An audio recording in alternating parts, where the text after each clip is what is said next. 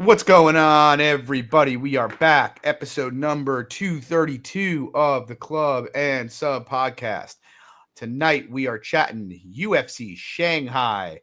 Nice little 3 a.m. card this Saturday, being headlined by Mingyang Zhang and Johnny Walker. Lags, will you be waking up at 3? I'm not doing it. I used to do it. I can't. I'll wake up at like 5:30 and see if I can like make it to the main card. You know, that's about what I got in me. Well, I'll be honest. I mean, we were just talking like right before the pod here. I might be going away this weekend on Friday. Yeah. So depending on if I have to stay at a hotel Friday night and come back Saturday morning here, may or may not. You know, you're not going to want to. You're not going to want to get up at 3 and then drive. Well, no, I'll already back. be. Well, no. I'll already be up at probably like 7 or 8 a.m. on Saturday. So I'll probably be halfway through the card, maybe kind of thing. But if not, I probably will maybe try to wake up for the card. Yeah, fair enough. And guys, as usual, please drop the show. Drop a like, subscribe. Share the show, helps us out. And yeah, I mean, before we get into this card, briefly can talk about last weekend's card. A decent card for me. I won 2.04 units. Frustrating in some respects because it had the potential to be a massive card.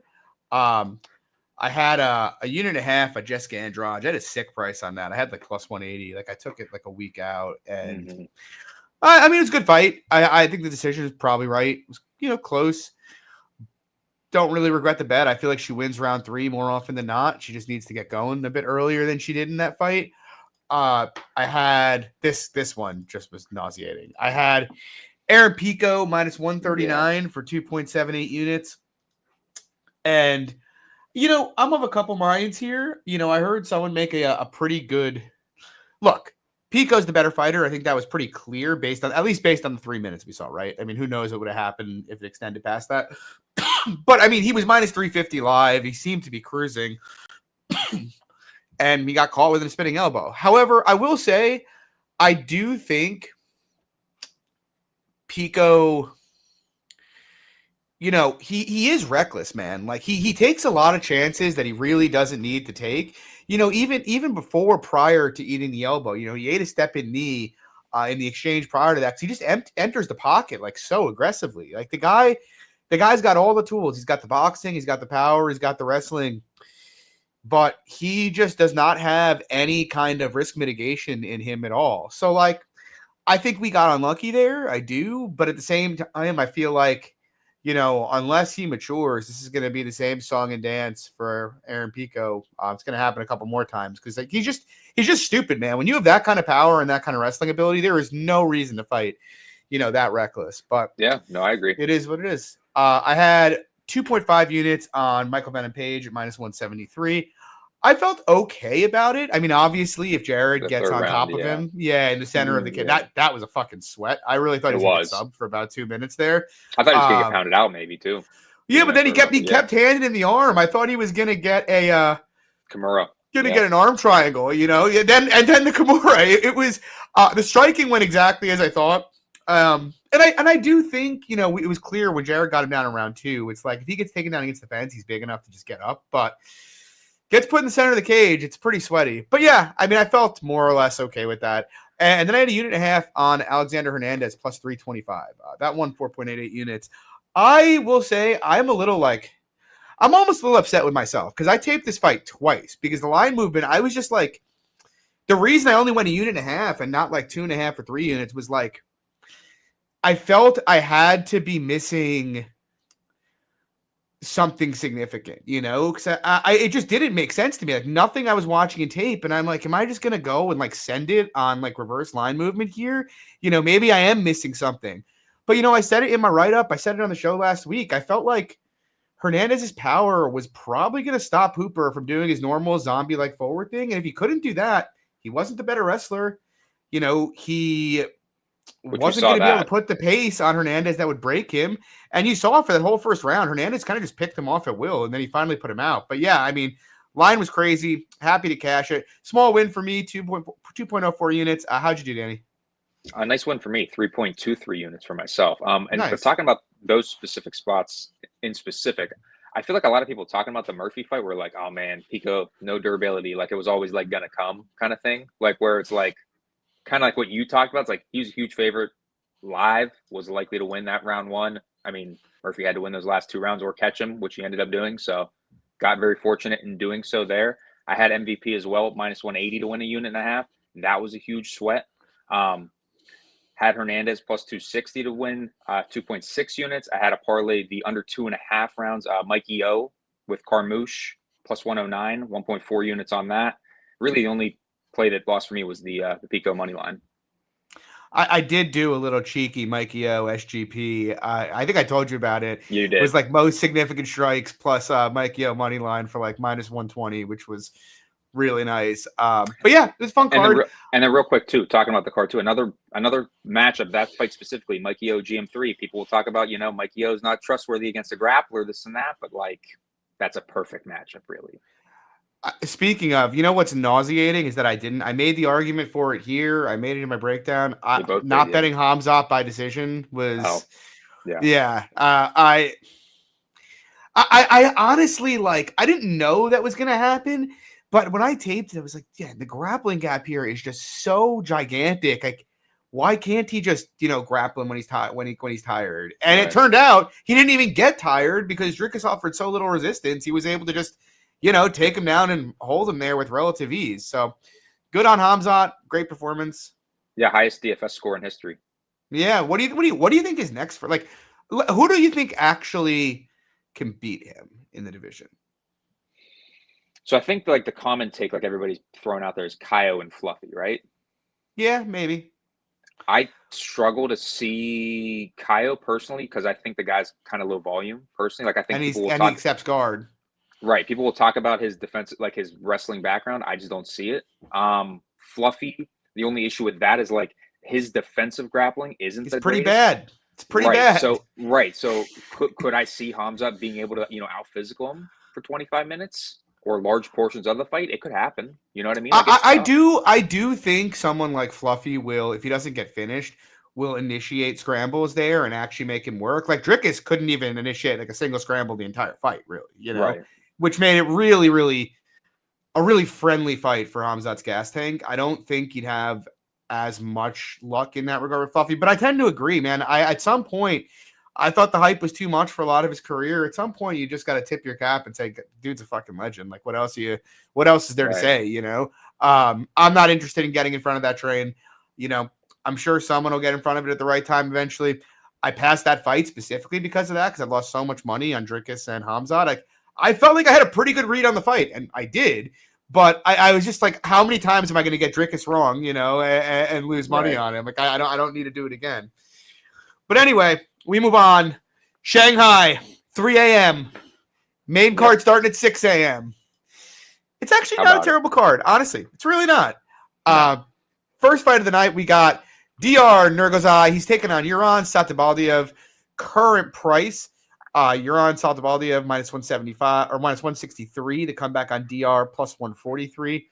What is your opinion here, Lex? Honestly, this is one of the later fights that I got into tape. And Satalv, he was coming in short notice versus Budai, so I didn't really tape him a ton when he made his UFC debut, so did a lot more tape this time around.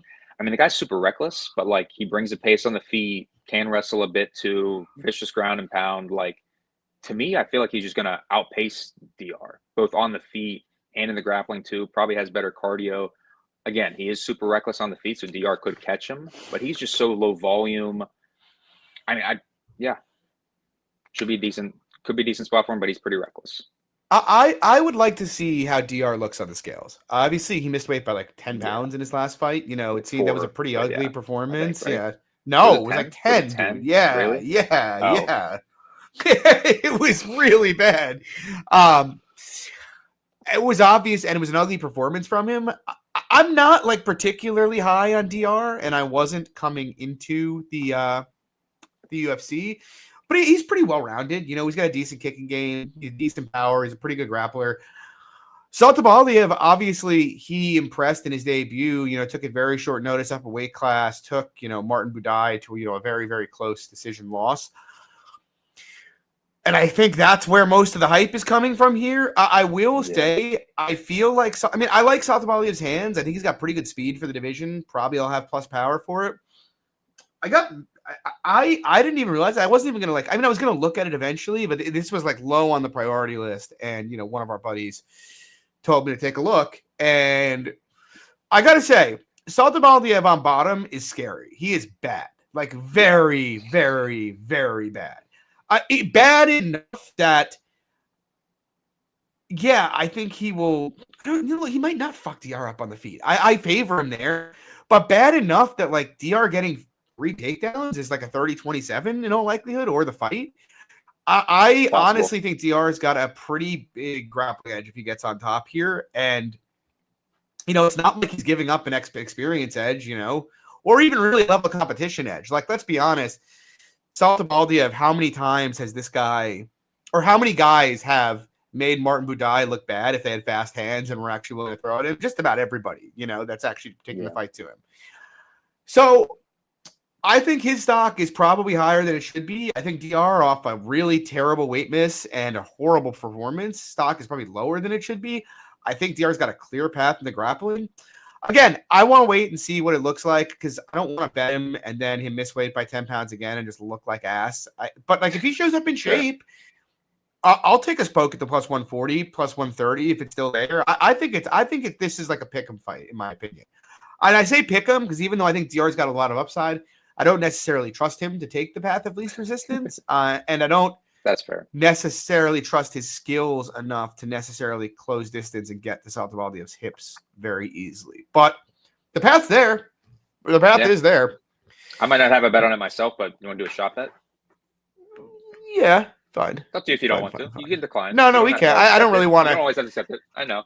I know. I'll accept it after he makes weight. That's fair. That's fair. If he makes weight, I will do that. How about that? That's fair.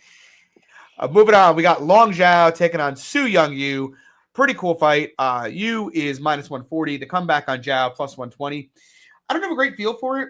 I do think it's somewhat of a style that Zhao can compete with very, very well. Just because Zhao's the best part of Zhao's game is his scrambling ability and his power. And, Yu's probably going to try to grapple him, I'd imagine. And I think Zhao will likely have a fair amount of success counter grappling in this fight. Having said that, I do think Zhao is a fairly one-dimensional fighter, to be honest. Like, he's got decent pop and he's a good scrambler, but I don't think, he's a terrible striker. I don't think he sets up his own entries particularly well. I do think Zhu is probably a bit better of a wrestler. What I'm unsure of is whether or not Zhu has the ability to keep the pace that he's going to have to keep with Zhao, because Zhao's cardio looks really good to me, and Yu's is fine, but he hasn't really been pushed the way that he's probably going to get pushed here. So I do think Yu's the more skilled fighter in this fight. I don't think it's a massive advantage. I think it's going to be a competitive fight. I lean the Yu side, but I wouldn't be surprised if Zhao got the upset. What do you think here, Lex? Honestly, I want to the Long Zhao side, but to me, close to a pick'em price, it's hard to really get involved because I definitely see you having grappling upside, wrestling upside, probably getting him down early. But to your point, can he do it for 15? He doesn't seem like he has good cardio. His striking's pretty herky jerky. He's pretty easy to find on the feet. So is Long Zhao as well. So it's probably going to be a pretty close competitive fight. I do favor the grappling upside with you, but I like the cardio from Long Zhao as well. So pick'em's fine, close to pick'em. Agreed. Coming up will be the shortest breakdown of the night, I'm sure. We've got Yeha taking on Weston Wilson. Current price Zah minus 1,200. The comeback on Wilson plus 700. What do you think, Lags? Is this competitive? No, and I think people will probably try to make it seem competitive because Yeha is coming from the Chinese scene, but the guy's a decent striker, good wrestler as well. Shouldn't have much issue with Wilson taking him down. I feel like people are gonna make some kind of a long-winded breakdown of him, not wanting to grapple with Wilson because that gives him the best chance. But I think he can stay safe on top, no problem. I'm gonna make a mistake here again because last time when Jekka was gonna fight Wilson, I said I don't care. I think the price is fine, right? And everybody and their brother cashed a Weston Wilson ticket. I still don't care, and I think the price is fine. I think Yeha's better in every realm of MMA. He's way more durable. He's the much better grappler. He's the much better scrambler. Weston Wilson's kind of a quitter. He's pretty easy to sub himself if he can't get you in a front choke. Maybe the front choke equity is enough to make it wide, but I don't really care. I think Yizad's a decent prospect, and I think Weston Wilson belongs nowhere near a UFC octagon. So, yeah, I think Zhang runs through him probably early. What's the over tier? I was going to say maybe 1.5 minus 180 to the under. To the under. I was going to say maybe we get some like a plus 250 sub 1, plus 400 sub 2, but I doubt it. We're seeing that price. So no, it's probably a pass altogether. I think Zah submits him though. Moving on, we got Michel Pereira. He is coming back off of really lackluster performance against I know. I bet him. And he's taking on Kyle Daukus. Current price, Pereira is minus 260. The comeback on Daukus is plus 220. Seen some love for Daukus this week from a few people I know and respect. Personally, if you get Pereira in any kind of form that wasn't his last fight, I think this is about as easy a fight as it gets for him. Frankly, if you get him in the form he was in his last fight, I still think it's a pretty easy fight for him. Honestly, I really do. It could be. The Abbas fight was pretty close, and Abbas is much, much better than Daukus. My issue is I've always been like a Daukus fan, but he's so non-physical. He's kind of fragile. His cardio's okay, but not great. He's very, very hittable in the pocket. His wrestling is solid, but not great. He's just got nothing, I think, that's going to scare off Pereira here. And, Pereira, he's an excellent defensive wrestler. Like, I'd be surprised if Daukus got, like, more than a takedown. And actually, honestly, I'd even be a little surprised if he got one. I think it's possible. Not shocked, but it's possible. Yeah. But, like, he's got really good hips, man. Like, he really does. And I don't think Daukus is going to be able to just get into the clinch and hold him there. I don't think he's going to be able to spam volume at him. Like, the skill gap on the feet is gigantic. The speed gap is gigantic. The power gap is gigantic. The durability gap is gigantic.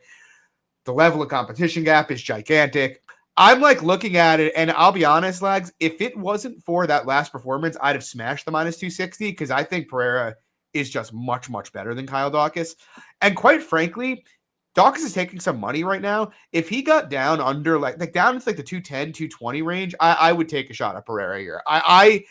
Dude, Pereira, it's like he's not that old. He's not old at all, actually, and people are talking about him like the dude is washed. And, maybe he is, but like one of the biggest edges you'll find in any market, crypto, stocks, equities, MMA betting, recency bias. Like if he didn't look so bad last fight, he'd be minus 600 here. That's what the price would be. So I think Pereira is going to beat the brakes off him. What do you think? Well, I mean, I was going to say, talking about like the price that you wanted, I mean, the dozen goes like minus 160. No, I mean, obviously Pereira could win a decision here, but like it's probably predicated on him hurting Daukus a few times. Yeah. You know what I mean? I mean, Pereira could definitely win a decision. Yeah. But I mean, I just kind of think he's going to knock him out, honestly. Yeah, no, I do too. I mean, I bet Anders back in the day against Daukus at plus 170. Big physical guy. That's my point. Anders knocked him out. Deleeds knocked him out. Like, Daukus is not like Phil Hawes of Megatron Hawes. I mean, he's one of my favorites, Right. But not great. Not great cardio. Was walking this guy down late in round 3 and breaking him, I just don't. I'm a fan of Kyle Daukus. I just feel like this is Pereira is a top 10 to 15 guy in my opinion, and Kyle Daukus is like a top 50 guy. I don't know. It's just a very big gap level wise. I do like violence though here. Under 2.5. It's like Pick'em doesn't goes minus 160. I don't mind that. Pick'em is not bad at all. I wonder what Pereira. I mean, Pereira KO is probably going to be like plus. Is it out? It must be out actually. Yeah, 145. Plus 145. Yeah, I'd rather just take the under 2.5 than that, I think. Yeah. Moving on, we have got Rongzhu taking on the bane of my existence, Austin fucking. The current price, minus 270. The comeback on Hubbard plus 230. What do you think, Legs? This is when you definitely get trapped in, John. 100%. Yeah. Like, this is old you, and I'm just going to try to talk you out of it, even though, like, I want to be with you as well. The issue with Hubbard is, like, the dude, it's thin margins Hubbard. It's harmless Hubbard, as a friend of the show, Dan Levy, likes to call him. It's like the guy's always going to be in close fights, win or lose. Rongzhu probably has some finishing upside as well. I don't think he has any grappling upside. I mean, I don't know. It's a crazy line, but like Hubbard's probably just going to end up being dead value to me, in my opinion. That's my opinion. You know how I said last week, like Loopy is a good fighter who just can't get out of first gear. The thing is, Yeah. Lupi is a good fighter. She's got good boxing for the division. She's a very good wrestler. Austin Hubbard is a mid fighter who cannot get out of first gear. That is what he and the truth is, I don't hate Hubbard because I feel like he's got a bunch of skills that are roughly UFC average, but none of them are plus. He's not dangerous. His wrestling is good enough to wrestle really bad wrestlers, but not good enough to wrestle anyone competent. And the truth is, like, you look at this guy's career, even dating back to his LFA days, really, where he was pretty good. The guy, even in his wins, he just can't separate from people. He's just not capable of it. He's not dangerous. He's medium volume. His wrestling's okay. He doesn't create any variance in fights, And so, like, does he have the ability to fight Zhang close? Yeah, he does. I don't think he's, like, massively outgunned skill-wise against Zhang. The problem is I don't see any way he wins that isn't really close, And I think from an athleticism, speed, and danger standpoint, Zhang is just, like, so much better than him. I don't want to, over congratulate Zhang for beating Cody Steele. I did think Steele was going to run through him. But the truth of the matter is, the biggest question about that fight was whether or not Zhang's cardio would hold up against Steele, right? And that was really it, because we all knew Zhang was going to land counters on him at will for the most part early in that fight. And it did hold up. Maybe Hubbard can wrestle him a bit, but I think he's kind of improved there. He's a much faster striker. He's got a lot more power. They're in China. They're not sending Austin Hubbard to fight Zhang in Shanghai, to come out there with a win. You know what I mean? Yeah. I'm okay. Like, it would not shock me if this is a competitive fight. I sort of expect it's going to be like a 29-28 that Zhang wins relatively solidly, but isn't without, a couple close rounds. But yeah, I just think he's got all the finishing upside. I think he's got all the dominant decision upside. So yeah, price is fine for me. We'll pass. Yep. Moving on, we have got Loner Kavanagh taking on the Inner G, Charles Johnson. Current price, a little bit of Johnson money came in today. We have got Loner Kavanagh minus 182. The comeback on Charles Johnson plus 157. Man, it's the money coming in on Charles is kind of making it easy for me, but I don't know. I like Loner as a prospect. I really do. Yeah. I think he's got fast hands, decent power. I do think he's very, very raw, though. He's got I think he has under 10 career fights, or maybe he has 10 exactly, if I'm not mistaken. 9-0, yeah. Obviously, huge experience deficit here.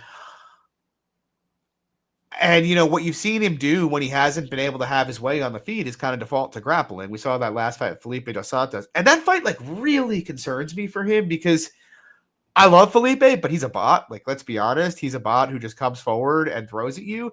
And if Loner couldn't separate from Felipe Dos Santos on the feet, it's like, is he going to separate from Charles Johnson? I'm kind of skeptical. The issue with Felipe is he just can't defend takedowns or get off his back. And so once Loner realized he was allowed to grapple in round 2, he just, clung to him like a wet blanket for the rest of the fight. I'm 100% certain here if this fight turns into that, he will not be holding Charles Johnson down. He might be able to take him down, but Charles has got a really, really, really good get-up game. Much better grapplers haven't been able to hold him down than Loner Kavanagh. So I don't think that he'll be able to default to that. And I do trust Charles's volume a bit more. I trust his experience a lot more. He's a lot bigger than Loner is. The issue for me is it's fucking Charles, man. We know the drill at this point, right? He's had a couple fights, and I'll get to another one shortly. He fought really well against Van. He took the fight to him from the first minute of that fight and eventually knocked him out. And he fought really well against Mudargi, who he also took the fight to from the first minute. Otherwise, though, he tends to sit back, especially in the face of bigger firepower, which he's going to be up against here. And that's kind of my issue, because I think the base case for Charles Johnson is he's going to have a tit for tat type fight where he tries to land his teeps and whatnot, trying to do his volume game and hope it works down the stretch. But I feel like in that kind of fight, Loner's got a lot more critical hit upside, a lot more finishing upside. He's got, again, I don't think he's going to hold Johnson down, but he could take him down 3 or 4 times in this fight. Yeah, I was going to say similar. It's in a way, it's similar to the Hubbard fight. Yeah. Kind of. I mean, look, if you told me that Johnson came at him the way he did to Mudargi and the way he did to Van, I think he's gonna. Well, I shouldn't say I think he's gonna win, but it'll be a very close fight. And it wouldn't shock me if he won like solidly. I haven't seen him do it all that often in his career. It's just he's done it like 2 times in like 10 UFC fights at this point. It's just hard for me to rely on. And so, as much as I'd like to get to a Charles bet, I was hoping it would go the other way and like at plus 200, be like, okay, there's enough. Right. There's Experience. enough for like risk, there's enough on the Charles tail to like take a shot at it. Yeah. Here, maybe it's a little wide. I sort of think it's fine. What do you think, Lags? I sort of think it's fine. And to be honest with you, ever since the Ode Osborne fight, I've just avoided his fights in general, like for or against him, just because the guy's hard to read. Really, he is. Seems like he has good cardio, good volume, decent offensive wrestling, but he can be held down time to time. You know what I mean? Can be taken down. Can give up free volume on the feet. Like similar to Hubbard, in most of his wins, it's likely going to be close. Well, the biggest problem, it's like he'll like match volume, but it's not. He doesn't really throw power shots. It's not like it's very much like touch and go, which it's fine if you're making guys miss consistently, but his optics are just always terrible. So, yeah, I don't know. I think Charles is very live here. I just don't know that I want to. It's not. I don't want to say I'm out of the Charles Johnson business in the right spot. I'm there. Maybe this is the right spot, but at plus 150, I'm not really all that interested in it. Yep, I hear you. Moving on, we have got. This is gonna be a fun one. I feel like everyone's gonna have an opinion on this fight this week. Yeah, and it's Mahashat is taking on Gage Young. Current price, Gage Young minus 140. The comeback on Mahashat plus 120. What do you think here, Lex? Well, John, are they flying Gage Young out here to China? No, I'm just kidding. I mean, they did that with Nick Mota too, and that didn't go great. No, to be honest with you, like coming out of tape, I lean the Young side just because I'm not a huge fan of Mahashat in general. Like the guy, easy to find on the feet, volume's okay. Other than that, I don't know what else he brings to the table. Really, he has okay cardio, but on the Young side, it's like kind of similarly. Like his volume's okay, decent cardio. His level of competition is also not that great, right? Like both these guys really, like it's definitely a mirror match in that aspect too. So like I'm fine just passing. It's kind of a low level fight. Lean the Young side just because I feel like he has a little bit more upside, and longevity really in the UFC. Yeah, I kind of wanted to get to Young, but a couple of things are. I mean, look, the best case for Young is he's probably got commensurate power and similar athleticism to Mahashat here. He's a bit younger, I think, and he should be improving every fight. He's obviously the better grappler of the two guys, so that gives him a lot of equity. Having similar power and having the grappling edge and being the younger guy. The issue I have with Young is I just don't think he's that good. Like don't get me wrong, I'm not gonna shit talk Evan Elder. Evan Elder's a good fighter, but like Evan Elder's not like Evan Elder won that pretty easily, and he's not. He's not a top 20 guy. He's like a top 40 guy. I think Young could round into something decent. He does. He does have good physical intangibles and good physical attributes. But I think the most the narrative you're going to hear the most, and I don't even think it's completely narrative, is that Young's got a big grappling edge here.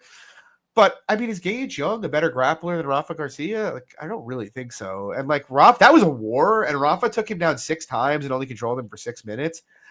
I really can't see Young outperforming that performance on the mat, and I feel like if he tries to do that, he's going to gas out, which means they're going to probably strike. And I think it's a close touch and go striking fight. And the one thing I'll say is, Gage has some power. He's a southpaw and he's a bit tricky, but Mahashat, it's funny because I think he let people down by not knocking out Gabriel Benitez, but winning that fight by decision, a 15-minute kickboxing match with Gabriel Benitez is much tougher than winning a 15-minute kickboxing match with Gage Young. So that fight impressed me to a degree. I don't think Mahashat is like bad. I just think he's average to below average, which is kind of where I think, where it's kind of where I think Young is. And you have Young flying out to Shanghai to fight in the middle of the night. Is that? I don't want to get in front of that, It's just not something I want to be a part of. So right. I kind of lean to the Mahashat side. I don't want to bet Mahashat just because if I bet him and Young takes him down 6 times and ends up with like 8-9 minutes of control or knocks him out, I'll feel real bad about it. But I do think Mahashat is very live in this fight. I think it's a very competitive fight. It's live like such. So we'll see what happens. Moving on, we have got the Super Saiyan.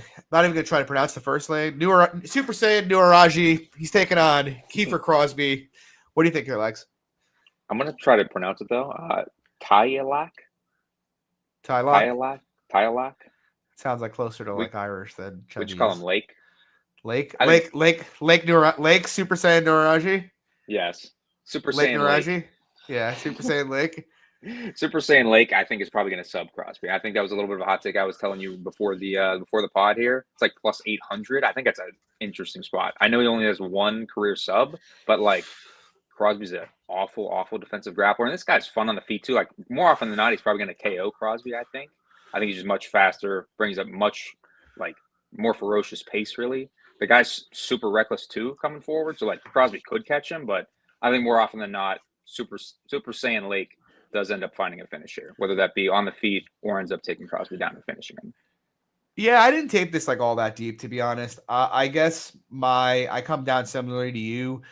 I mean, I think Crosby could compete early here. There's nothing about Nuaraji to me that says this is a future top 10 or 15 guy, and his level of competition is just fucking awful. But I mean, Kefir Crosby is not good. You know, he's also not a UFC level fighter. It wouldn't shock me if he's able to have some success on the feet with him early. Maybe hurt Nuaraji here. But ultimately, I think Nuaraji is the much better grappler. I think he has got much better cardio, and I think he's the more dangerous fighter of the two. Plus, he's a lot younger. So that combination, big favorite. Do I want to bet Kefir Crosby as an underdog? It's not really moving the needle for me, to be honest with you. So I think the guy that they want to, and I'm not trying to say this over and over again, like right. The A side matters. I fade the A side all the time, but you know, Crosby, super A side. Yeah, they've been saving Crosby for a rainy day, you know, and now they're cashing that ticket in. And I think Nuaraji's going to knock him out. I don't have much to say about it. I am interested in potentially. I actually think the optimal outcome would be Nuaraji winning by early knockout. You know, maybe we get someone with reasonable cardio and durability against him in his next fight as a dog, but this ain't it. No. Moving on, banger fight here. We got Mudargi. He is taking on Kevin Borjas. Current price, Mudargi minus 155. The comeback on Borjas plus 135. I haven't 100% decided what I want to do with this yet. I might find myself to a Mudargi bet. I feel Borjas doesn't offer. There's like the one thing that you always worry about with Sue is grappling, but like Borjas isn't offering any. If anything, if anybody's gonna have big grappling success here, it's gonna be Sue, not Borjas. I think he's actually a much better grappler. Not that I expect him to come out shooting takedowns, but sorry, I'm fairly certain about that. So the big thing that worries me in this fight for Sue is just the speed of Borjas. Like he's so fast and he hits like really. I don't want to say really, really hard, but he's a pretty hard hitter for flyweight. And Sue has been hurt a number of times in his career. And if you get inside on him, he can be cracked. You know, he manages range really, really well, but his head's kind of stationary. So if you can work in on him, he is there to be hit. And so, like, if Borjas took the approach of, say, Charles Johnson, like, the most interesting thing about that fight to me was Johnson, from minute one, knew he wasn't going to win on the outside. And he just went forward, kept getting inside and landing. Eventually, Sue adjusted to it, but by the time he adjusted to it, he was basically, you know, he had just been dropped. It was basically guaranteed to be down 2 rounds. Yeah. That's not really Borjas' game, though. You know, he's not really this kind of, he kind of likes to fight, you know, a much prettier style, like where he wants to be on the outside, feint you, like pull counter you and land hard on the counter. And, you know, he's very effective with that because he's very fast and he hits hard. But if he gets into a pretty fight with Mudargi, I think he's going to get beaten up pretty bad, in my opinion, just because like Mudargi's a lot longer. They're about the same age. I think Mudargi's striking pedigree is just a lot higher. Like you watch Borjas and he finds himself out of position a fair amount after his combinations, whereas you look at Sue, he doesn't even like come out of his stance. Like let's a one go, fires a 2, dude doesn't even move or he sidesteps. Like the footwork difference here is pretty big. I think the raw technique difference here is pretty big. I don't think Borjas is all that durable himself. He's been hurt a few times in the UFC now. Sue's obviously fought better guys for the most part. I honestly, the way I'm thinking about it is if Sue doesn't get knocked out, he is probably going to make him look bad much more often than not. He's he's much more skilled. He's better at the feint game. He's better at the counter game. He's better at going first. He's better at going second. He kicks legs. Borjas doesn't deal great with leg kicks. The question is just how often is he getting hurt bad a few times or getting knocked out? I don't think it's like all that often, but like if you say Borjas KOs 20%, that means he's got to have like some critical shot equity, that could swing some rounds for him. So I don't know. I'm monitoring the line. Like I made Sue around like minus 185-ish, minus 180, minus 185. I'd like to get in on him at like minus 140 ideally. I don't really want to pull the trigger here, but I do think he's got more upside than Borjas, just since he's, in my opinion, better everywhere. What do you think? I'll be honest, I don't have a great read on it. And I lean the Borjas side just because I do think he's a better boxer in general. Now, I do think Sue's length is obviously going to give him issues, and really the big reason why I'm going to stay off the fight. Because I feel like, to your point, if it is end up staying like a pretty fight, it's probably pretty close, probably leaning Sue with his length. So I'm fine passing it, but it's going to be a hell of a fight. There's 2 UFC fights from Road to UFC. I didn't see that at all on Tapology. I didn't either, honestly. I can refresh it and check it out. But... No. Well, we haven't done any research on it, so the answer is no. I will look into it after this, but I'm not gonna just talk out of my ass for the sake of talking. Oh yeah. Ass. Well, no, I wouldn't either. I just wanted to see if he actually had fights. I didn't see them. Next up, banger fight in the heavyweight division. Sergey Pavlovich taking on Waldo Cortez-Acosta. Current price on Pavlovich minus 225. Comeback on Acosta is plus 191. I laid the juice on Pavlovich at minus 220 to win a unit and a half here. I just think, it's an interesting fight because like Waldo's. Look, I faded him with Spivak for like a very, very different reason that I'm fading him here. I felt like Spivak could get the grappling going, and he really didn't. And honestly, like Waldo for a heavyweight striker, I kind of like his game. He's got decent cardio for a heavyweight, tons of volume, which most heavyweights can't really pump. The problem is, I just don't think he can get his game going in this kind of a fight. Pavlovich. I actually think and a lot of people underrated Pavlovich earlier in his career. He's now won some fights solidly against like really, really good fighters that I can't disrespect. I look at this fight, and my biggest concern for Waldo is I just don't think he can get the volume off. If he tries to get volume off of Pavlovich, I think he's going to get hurt badly and probably put to sleep. I mean, he could knock Pavlovich out in a wild exchange. Don't get me wrong; they are 240-pound men in an octagon, but Pavlovich is 7 inches longer than Waldo is. He's much faster. I think his combinations, like Waldo's got a better jab, but I think Pavlovich's combinations are a lot nastier than Waldo's are. And like the one time we've really seen Waldo fight like a real super hitter was to Spain. And, he won that fight via grappling, but the fight was a distance for 5.5 minutes. And in those 5.5 minutes, Waldo had no interest in engaging at all. He actually got out attempted at 2-1 and nearly outlanded 2-1 at distance in that fight. So if he sits back here, I mean, Pavlovich is going to go forward and probably land the bigger strikes. If he engages, I think Pavlovich is much more likely to stun him or finish him. Of the two, I think Pavlovich is more likely to win by KO or to win by grappling.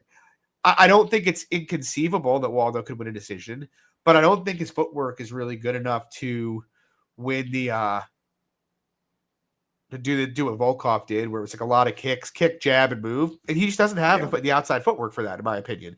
So, yeah, he could win a thin margins decision, or he could like land something in a wild exchange. But to me, well, Marcus St. Pav never throws volume. That's actually not really true at all. He's thrown volume against just about everybody except Rosenstruck, and like Rosenstruck, if you didn't do it for obvious reasons. Pavlovich actually lands like 4.5 significant strikes a minute, which is a pretty high pace for heavyweight. I don't know. I think Pavlovich is just a much better fighter here. I think Waldo's a decent heavyweight. I think now he's getting into the tier of he's not fighting fat, gassy heavyweights anymore. He's fighting large athletes that throw fast and hit hard. And I just don't think that's a great matchup for him. People forget, but Waldo got knocked out unconscious twice in 12-ounce gloves boxing. He's certainly capable of being knocked out here. I make Pavlovich about in the minus 280 to 300 range. I'm taking him to win a unit and a half. What do you think? Yeah, I mean, talking about, where he's not throwing a ton of volume, Pavlovich really, and Volkov was another spot too. But like, again, a guy with huge length, huge frame, not really what he's dealing with here with Waldo, a guy who's much easier to find on the feet as well compared to Volkov. Volkov much more defensively sound. He tried with Volkov. He just couldn't find him the entire fight. I mean, his footwork was good. Yeah. I mean, Volkov's an elite striker, and I just don't think Waldo is. Waldo's, like I said, Pavlovich should be able to land big shots at him, probably knock him out. I like the juice personally. And I think even cutting it in half and just going the KO at -110, I know you're playing it a little cute, but to me, if it does go 15, it's probably a bit on the sweatier side than not. Yeah, fair enough. Moving on, we have our GOAT, Aljamain Funkmaster Sterling. He's taking on Brian Ortega, T-City. Current price, Sterling is -246. The comeback on Ortega is +211. Just found out this is a 5-round fight today, so that's an interesting wrinkle here. What do you think, Lex? It is. And I didn't know that going into tape, but even coming out of tape, like knowing that now, I still lean the Aljo side, and I think the juice is fine. Like I think a lot of people will say the Ortega side is the side at this juice or at this price, and with the 5-round nature, he could probably sub Aljo at any point. To me, on the feet, Aljo's just going to be much busier. And in terms of the grappling, I think Aljo, again, can land takedowns, can stay safe in terms of Ortega's guard. I think it's a safe juice spot for me for Aljo. I'm thinking about the Aljo juice. The 5 rounds is making me think a bit more, but I think Aljo's going to wreck him much more often than not, to be honest. First of all, Ortega looks finished to me. Like the Lopes fight, look, I know Lopes just fought for the title, et cetera, et cetera. Mm-hmm. Lopes still has a lot of issues, and Ortega looked like a corpse in that fight. He did. His chin seems like it's starting to go a bit. His cardio looks terrible recently. And, perhaps the most notable thing from that fight, and also from the fight with Ortega's fight with Volk, if you get past his guard, he's got nothing on bottom. Like, he literally, for all the talk about his jiu-jitsu, he's got a nasty triangle game, he's got a nasty guillotine. But if you get to half guard on him, he just gets abused. Like, Lopes got on top of him one time and just wrecked him there. Volkanovski got on top of him a couple times and just wrecked him there. Now he's fighting Aljamain, and look, he could snatch a tight guillotine with enough bite to sub him. That's like kind of what I think by far the largest portion of his like win equity is here, because I can't really picture him triangle choking Aljamain Sterling. I just do not see it. If Aljo gets him down, he's gonna fucking maul him, man. I'm telling you, like Aljo is way better on top than Diego Lopes. He's way better on top than Alexander Volkanovski. I mean, look at the fight Aljo just had. The dude was out grappling Movsar for most of that fight. You can make the argument he won it, to be honest. I think Aljo's got tons of grappling equity here if he just minds his neck, which maybe he'll get caught in something. But honestly, Legs, even standing, I think Aljo's the much better striker here. He's much harder to hit. He's gonna be busier. Way busier. That's my thing. Way busier, more better volume. Footwork. Yeah. And I feel like we're in this part where it's like trajectory-wise, Aljo just showed up against Movsar Evloev and showed he's still trying to win a title. This guy, he absolutely ran through Calvin Kattar, and then he fought Evloev, and Evloev's one of, if not the best fighter in featherweight, and you could make a very good argument for Aljamain winning that fight. Whereas Ortega barely fights anymore. The only win he has is in the last 5 years is Yair Rodriguez gassing out from beating him half to death. That's it. Ortega, he's always been a guy who's had, I don't want to call it all good fortune. He's got a nasty guillotine. He's got a nasty triangle. He's always had that. But now his durability's starting to go. His cardio's starting to go. He's not fighting very often. He's had a ton of shit go on in his personal life, which I don't really care so much about that. But the point is, it doesn't look like he's in shape, really. Injured. Yeah, it's pretty clear. Yeah. MMA is not really a top priority for this guy. Like, Aljamain's out there. I'm not going to accuse him of anything because he's one of my favorite fighters ever. But Aljamain looks like he found a good doctor, and Brian Ortega looks like a tub of goo at this point. He looks like me. Like that. That's what he looks like. I was going to say, Ortega looks like he found a good taco stand. Yeah. at this point in his career, and yeah, I think unless Ortega guillotines him, he's going to get back. And honestly, Alex, here's a hot take for you. I think Aljamain can sub him. I think it's very, very in play, and even sub him late. I think Aljo's got better cardio. I think he's the better striker. I think he's the much better grappler. I think Aljo's still I fighting like at the a hot take. super elite level. You know? I like it. So Yeah. And speaking of Calvin Kattar, though, that's one, like, why don't we have like a Calvin Kattar Ortega match? that is Like, the that's fight to make. I am here for that. To put the two corpses in there, let them, exactly. It's the best. It's also the best way to build a future prospect. Let them get into a high action fight. Let people start talking about, I really want to see Calvin Kattar against Right. so and so, and then get them executed. If you want to use them to build guys, like that's the way to do it. The loser leaves town match or loser leaves the rankings what's match. his name? Manuel Torres after this fight, after Calvin Kattar. That's a little. Isn't that 155? I think. Yeah. You're right. Murder Calvin Kattar. You're right. Yeah. Anyway, I like Aljo Yep. here. I might bet him. Yep. I'm watching the price. I got to think about it a little bit more. The 5-round thing really threw me for a loop. But you know what is funny? I think, yeah. Or I shouldn't say funny. I guess some more sort of interesting. So before it was a 5-round nature, the Aljo by decision was -125. Well, it's 5 rounds now, and that hasn't changed. Yeah, I don't really agree. I want to. Yeah. I'll have some. I'll have some sprinkles on like the Aljo round 3 sub, round 4 sub, round 5 sub stuff. That's all I'm going to say. I like it. I'll get involved there. Moving on, we have got Johnny Walker taking on Mingyang Zhang. Current price Zhang -309. The comeback on Johnny Walker +249. I don't know. A year or two ago, I would have made a case for Johnny Walker here. I'm done trusting glass cannons like that. And the worst part about Johnny Walker is that you could call him a glass cannon at one point in his career because he came out aggressively, he threw with intent, and he was really fucking dangerous, if you didn't knock him out. He doesn't do that anymore, though. So it's like you have this guy whose best skills are his athleticism and, dynamic striking and power, and he's trying to point fight everybody, which lets these guys walk him down and knock him out. And that's what tends to happen. Now, does he have the skills to knock out Mingyang Zhang? Of course. Does he have the skills to maybe grapple him? I think he could potentially.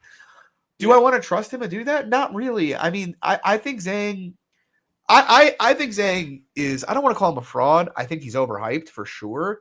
But I do think he's clearly got much better durability than Walker has. I think he's a much more dangerous fighter. He hits as hard, if not harder. And I don't think Walker can really stand up to the firepower that he's bringing to the table. Maybe I'm missing a great spot here on Johnny Walker, but I did this fucking song and dance with Jamal Hill, and I bet Johnny Walker +250 to get his head sent to the moon. So I'm good passing it. Yeah, I mean, this is -300 to the under. The market is screaming that Mingyang Zhang is going to knock Johnny Walker out. Now, maybe not. Maybe this is the time to take a contrarian approach and bet Walker. I just don't really feel. I feel like the difference in hardware and finishing ability in this fight is enough to justify the price. So, yeah, I think Zhang is going to knock him out. No interest in the Walker side. What do you think, your legs? Well, not just the hardware and the power, but just like you touched on with Walker, his new fighting style, really, his point fighting style. Watching the Ozdemir fight, Ozdemir is a guy in Walker's heyday that he might have flying knee him, he might have spinning back, or he'd come forward and swing hammers at him. Right, not just kind of play the back foot, get knocked out pretty quickly, and folded like a cheap tent, really. I kind of think the best argument for Walker is calf kicks. Maybe he could have some big success there and disable Zhang's leg, Yeah, or maybe Mingyang Zhang gets a little over aggressive, comes into the pocket, Walker maybe counters him. Could happen. Yeah. But there's a real reason why the Ortega and Aljo fight is now 5 rounds. It's just because this is not going to go 5 rounds. Yeah, that's probably true. But when they don't care about doing that in Vegas, No, they don't. To be honest with you, it's crazy to me that a lot of these more elite type matchups where we have perfect Aljo and Ortega. If that's a co-main, most of the time, that needs to be a 5 round. If it's a co-main event, it needs to be a 5 round. Although I wouldn't call this an elite matchup. Ortega is so done, man. No, but I'm going to say all this. He's going to triangle Aljo in round 1, But you know what I'm saying? But guys higher up in the rankings. Yeah. I agree with you. But yeah, so you concur that Zhang knocks him out viciously? I do. I don't really know. What? I have no. There is no real playable angle here. Unless you want to play. I think the only playable angles are playing Walker finish stuff, or maybe middle round finish stuff. I just don't really want to do it. If I lose money on Johnny Walker here, I'll be upset. If I pass and he wins, I won't really be that upset, and that to me is enough to. Yep. To I'm with you. But yeah, we'll be back next week. I'm kind of a dude, so I'm sure a lot of people are gonna be away for Labor Day weekend. Why the fuck on college football, first college football Saturday and Labor Day weekend are we getting like this? Isn't the time to take like a week off? We get like 13 cards in a row. You couldn't why? Stupid in my opinion. It's gonna be a great college football day though. It is, but it starts at 12 noon. The UFC does that day, which is ridiculous in my opinion. Why? What's the point? But anyway, guys, that'll do it tonight. Thanks for coming out. Again, we'll be back next week. Drop a like, subscribe. Good luck on your bets this weekend, and God bless if you're getting up at 3 a.m. Take it easy. Peace.